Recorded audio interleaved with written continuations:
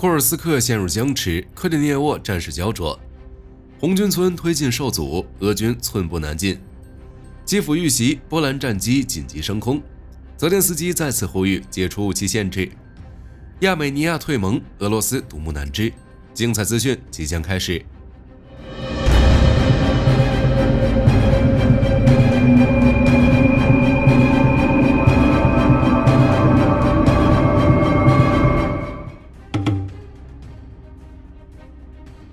库尔斯克今日战报：9月1日，乌克兰军队继续在库尔斯克发动进攻，未能取得明显进展。据报道，俄军第810海军步兵旅、第155海军步兵旅、第56空降团和车臣特种部队正在库尔斯克地区活动。俄罗斯消息人士称，俄乌双方在克列涅沃交火，俄罗斯军队正在将乌军赶回，并在克列涅沃东北方向发动反攻。而俄罗斯军队未能在苏贾南部建立据点，仍在继续进攻乌军阵地，而苏贾北部则有车臣特种部队出没。据目前的形势来看，近日俄乌争夺的焦点主要在西北的克列涅沃和东南的贝利察方向，这两座城镇距离目前的乌军实际控制区最近，并且有着铁路和高速公路通过。尤其是克列涅沃，更是库尔斯克西南的铁路交通枢纽，西北部的雷利斯克极度依赖克列涅沃的火车运输。一旦乌军将俄军赶出克列涅沃，乌克兰的实际控制区域将会翻倍。可以想见，在接下来的一段时间，双方会围绕此地进行持续的争夺。接下来，我们再来看看顿涅茨克前线的情况。一夜过去，俄军突出部的正面进展不大，主要在南部推进了一段距离。俄罗斯国防部称，俄军已占领红军村东南约21公里处的普蒂切和位于顿涅茨克地区的另一个定居点维姆卡。乌克兰武装部队总司令亚历山大·瑟尔斯基表示，在东部主要进攻地点周围，俄罗斯推进受阻。据路透社报道，乌克兰军方官员于9月2日上午表示，俄罗斯再次对基辅展开空袭，基辅防空部队击落了俄军的导弹。基辅市长表示，应急服务机构正在前往爆炸地区。同时，俄罗斯称已阻止乌克兰的大规模空袭，在俄罗斯的15个地区击落至少158架无人机，其中2架在莫斯科上空击落，没有平民伤亡。俄罗斯针对基辅的大规模空袭是否是对前一天乌克兰无人机攻击的报复，目前尚未有定论。乌克兰总统泽连斯基则表示，在过去的1周里，俄罗斯军队使用导弹、无人机和滑翔炸弹向乌克兰发动了多次空袭。袭击发生后，乌克兰总统泽连斯基再次敦促盟友允许其向俄罗斯境内深处发射公路导弹，以减少俄军的空中威胁。在俄罗斯导弹袭击基辅后，波兰武装部队作战司令部在一份声明中表示，波兰和盟友的战机紧急升空，以确保波兰领空的安全。由于波兰东南部与乌克兰接壤，此前俄罗斯在入侵乌克兰的过程中曾发生过侵犯波兰领空的事件。据路透社消息，俄罗斯国家媒体援引外交部副部长谢尔盖·里亚布科夫的讲话，称俄罗斯将修改其核武器使用原则，以应对欧美国家在乌克兰战争中的干预升级。俄罗斯新闻发言人称，欧美用乌克兰作为战争代理人，其目的是彻底分化、瓦解俄罗斯。美国驳斥了这一言论，并向记者强调，美国正在和欧洲盟友一起帮助乌克兰对抗俄罗斯的殖民式侵略战争。尽管里亚布科夫并没有透露新的核武使用原则何时发表，但鉴于俄罗斯的红线一再后撤，新的原则对局势的影响目前还难以确定。最近的俄罗斯国内民意调查显示，乌克兰对库尔斯克的进攻并未降低俄罗斯国内对乌克兰战争的支持率。8月30日，俄罗斯独立民意调查机构列瓦达中心在乌军攻入俄本土后，首度公布了月度民意调查结果。尽管在受访者中有 78% 的受访者支持俄罗斯在乌克兰的军事行动，创下了历史高点，但有高达 91% 的受访者对乌克兰攻入库尔斯克表达了担忧。报告中还称，有 60% 的受访者预计俄罗斯境内不会出现第二波伤员。值得注意的是，同期一项由俄罗斯国有民意调查机构公共舆论基金会进行的民意调查显示，有1/3的受访者对过去1个月的俄罗斯局势表示不满，创下了历史新高。火力军认为，尽管民意调查与俄罗斯社会的实际情况存在偏差，但在一定程度上，乌军攻入库尔斯克给俄罗斯社会带来了不可忽视的影响。部分媒体认为，尽管俄乌战争已经造成了数十万人的伤亡，但俄罗斯当局通过媒体宣传正当化战争理由，向边缘地区征兵，以及社会信息管制等手段淡化了俄乌战争造成的伤害，稀释了国内的厌战情绪。这也可以解释为什么目前俄罗斯当局不急于回防库尔斯克，而是持续在顿涅茨克前线发动攻势。但纸里包不住火，如果俄军不能尽快将乌军赶出库尔斯克，俄罗斯国内的舆论形势可能会有意想不到的变化。俄乌战争如今已2年有余，中东问题也在持续发酵，不断发生的事件引起了大家对自身乃至对未来世界发展走向的担忧。在这样动荡环境下，不少人都在考虑进行移民和海外资产配置。拥有一个海外身份，在今后关键时刻会给自己和家庭带来额外的保障。因此，火力军也收到了太多朋友的留言咨询。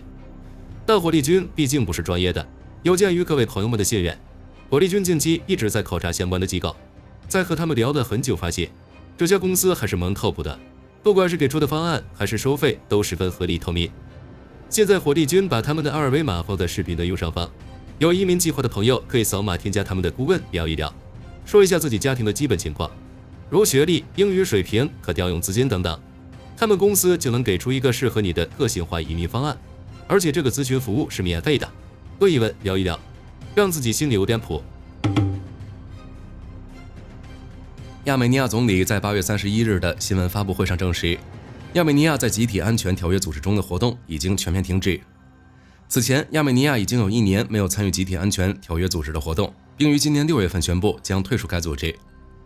集体安全条约组织是1992年由俄罗斯主导成立的共同防御组织，类似于俄罗斯版本的北约，其6个主要成员国都来自于原来的苏联。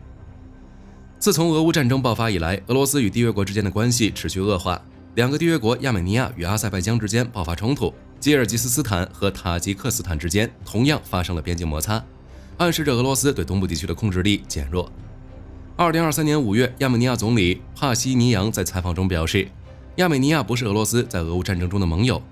此后更是宣称，亚美尼亚依靠俄罗斯来保证国家安全是一个战略错误。俄罗斯联邦未能履行条约上的职责，部署维和部队保卫亚美尼亚不受侵害。自从俄乌战争以来，俄罗斯当局从东部贫困地区大量征兵，使中亚地区进一步陷入混乱。据报道，当上个月乌克兰攻入库尔斯克时，集体安全条约组织国家陷入了集体沉默，既不支持也不谴责乌克兰的军事行动。据路透社消息，9月2日，俄罗斯间谍精哈瓦尔基米尔在挪威南部死亡。据挪威公共广播公司 NRK 报道，上周末一对父子在挪威南部捕鱼时，发现了漂浮在海面上的哈瓦尔基米尔的尸体。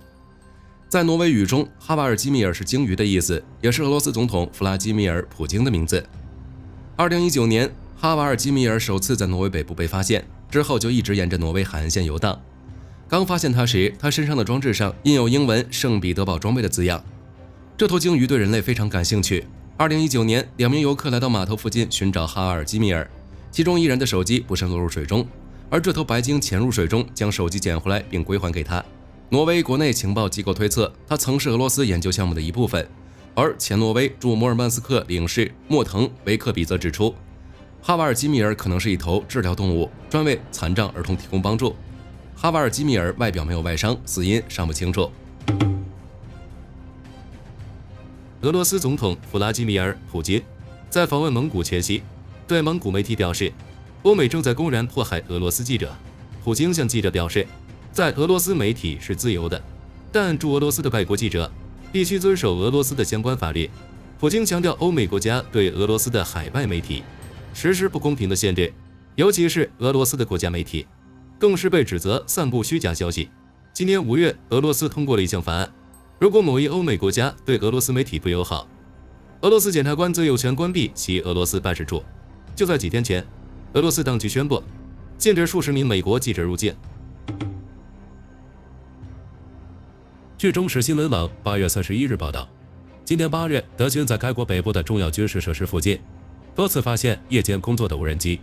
这些无人机在被发现之后，会立即以每小时100公里的速度迅速飞离现场。鉴于这些无人机的可疑行为，德军认为这些无人机可能正在暗中进行一系列破坏行动，如对核电厂、大型化工厂以及液化天然气接收站等重要军事设施进行侦察工作。此外，据德国媒体报道，这些无人机的活动范围不仅限于德国北部，该国其他地区的军事基地也有类似事件发生。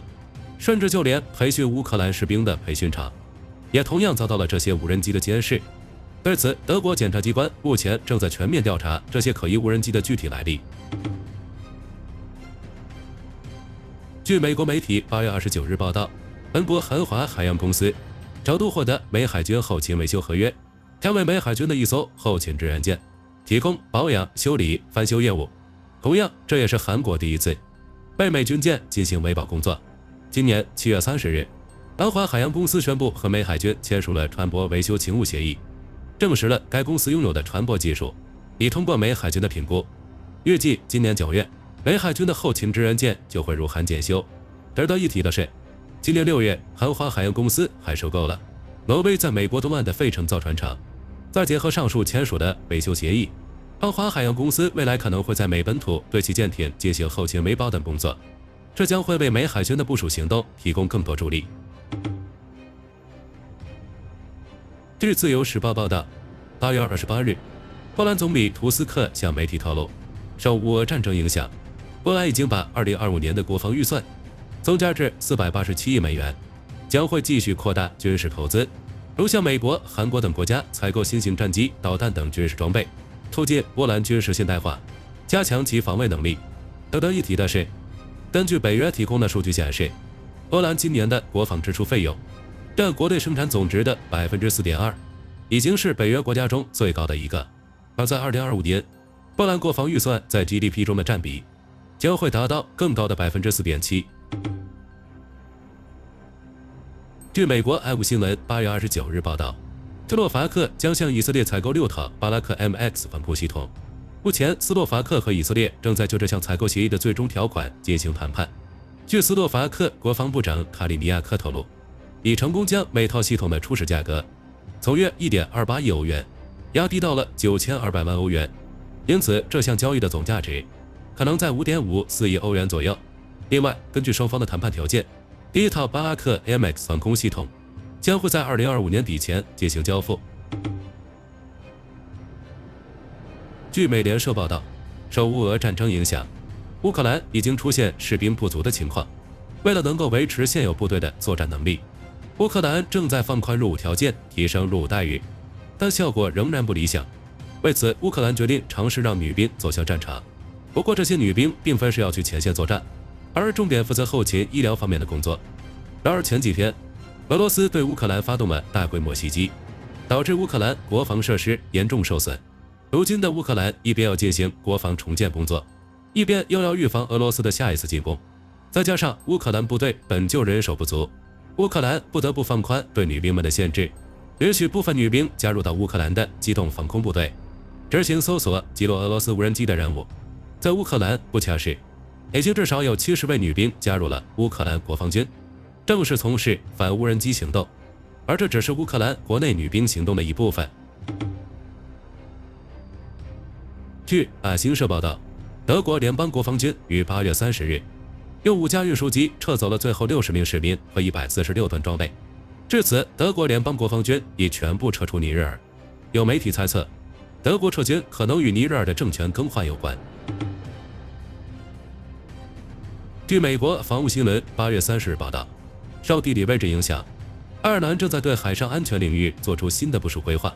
报道称，北半球3/4的电缆都穿过或靠近爱尔兰水域，其中大部分都在西南海岸附近。这些电缆一旦遭到破坏，可能会对国际经济和服务产生重大影响。为了能够更好地维护附近海域安全，爱尔兰决定购买先进的雷达和声呐，监控该岛周围水域的海底活动，并希望这些监控设备能够集成到一个综合型的监控系统中，以更好地执行监控任务。需要注意的是，爱尔兰提高海底监控力度的决策受到了诸多国家的质疑，这些国家认为此举偏离了爱尔兰长期以来的军事中立政策。8月30日，美中央司令部对外宣称，过去24小时，美军在也门胡塞武装控制区成功摧毁了2架无人驾驶飞行器。8月30日，以色列国防军对外宣称，以军战机于29日夜间至凌晨袭击了黎巴嫩南部的几处真主党火箭弹发射器。在此次袭击之后，黎巴嫩真主党进行了反击，将以色列方向安射了数枚火箭弹，其中一枚火箭弹击中了基斯拉苏梅镇附近的一片空地，随后该地区打响了防空警报。不过，据以色列表示，当地并没有人员伤亡。此外，以色列国防军还表示，已结束在加沙地带南部地区为期3周的军事行动。目前执行此项行动的第98师已经撤出加沙地带，正在为未来的军事行动做准备。而对于加沙地带的北部和中部地区，仍然是其空袭和炮击的目标。据中时新闻网8月30日报道，尽管洛克希德马丁公司已经恢复向美国军方交付 F-35战机，但 F-35联合项目办公室表示，由于其之前 F-35 升级计划出现重大延期，影响了 F-35后续的交付行动，现决定每架战机暂时扣下500万美元，直到所有 F-35全部完成 T-23升级计划，才会支付所有的尾款。对此，有媒体猜测，美军方这一罚款行为或许与其国内紧张的财政预算有关。据西班牙国家报8月28日报道，西班牙公主莱昂诺尔已从陆军学校毕业，将首次作为海军少尉进入加利西亚马林的海军学校学习。明年1月，她将登上胡安·塞瓦斯蒂安·埃尔卡诺号训练舰，学习传统的航海知识，并在为期4个月的外交航行中，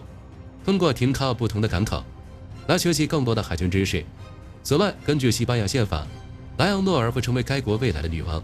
将拥有武装部队的最高指挥权。因此，该国对于她的军事训练和职业生涯规划有着非常明确的规定。除了海军知识以外，她还要同时掌握陆军和空军的基本军事知识。据多方媒体报道，美国特种作战司令部正式宣布搁置2栖能力项目，该项目初定于2021年。按照美国设想，通过对 C-130J 运输机安装2栖模块，将其改造成具备水上起降能力的新式运输机，即 C-130J。如果 MC-130J 的改装效果足够好，美军还打算将其推广至整个 C-130机队。然而，这项改造工程的难度远超美军的想象，美军用了3年多的时间，不仅没有完成整体项目，就连改装后的 MC-130J 的各项测试数据也均未达到美军预期，其作战性能方面也存在很多漏洞。再加上美军这3年来大量的资金投入，该项目似乎成为了一个不见底的囤金项目。为了节省科研资源和财政投入，美军不得不叫停了这个项目。据 X 平台最新消息，澳大利亚与美国签署了一项新合同，将向其采购12个红外搜索和跟踪吊舱，以此来增强现有超级大黄蜂战机的能力，总价值约7400万美元。这些吊舱预计将在2025年底前交付。澳大利亚皇家空军一共运营着24架超级大黄蜂，这些战机可持续服役至2030年代中期。目前，澳大利亚皇家空军正在对现役的超级大黄蜂进行增料升级，包括增强导航、瞄准和电子战能力等。而采购新型红外吊舱也属于升级计划的一部分。此外，按照澳大利亚计划，其皇家空军将会持续运营超级大黄蜂 IF-35 EA-18G 等先进战机，以保持现有的空战能力。好了，本期视频内容到这里就结束了，欢迎在评论区留言讨论。我是火力军，下期再见。